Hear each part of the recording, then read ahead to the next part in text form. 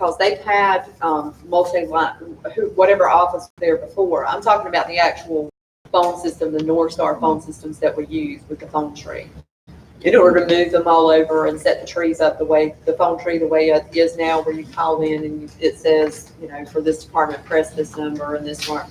So moving us over there and leaving the police department where we are, people would now have to call a separate number for the police department. And then when they call the main line, it would just be for administration, planning, code enforcement. And then they would call one separate number, and then they would have to choose between the chief, the on-duty officer, the animal control, and maintenance. Got to do that now anyway. Well, they do, yeah, we do that now all in one place, but now we're talking about doing it in two separate places.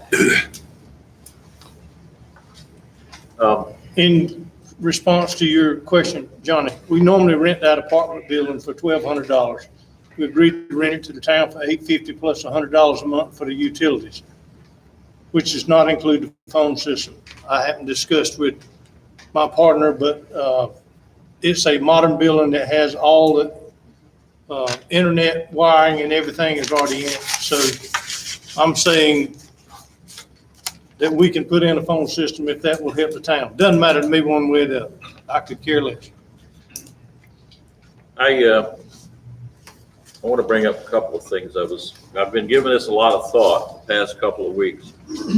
And when we previously discussed this, I guess a couple of months ago, I was under the impression that most of the details have been worked out. But I'm finding now, as we're all finding, that it's not that way. One of the other things we haven't really considered, but has come up because they were anticipating the use of my community service guys in the move. And when I heard that, I said, can't do it. We can't depend upon them. They're kids, 16. Kids don't know how to dismantle desks, move file cabinets, put them all back together. They're 16.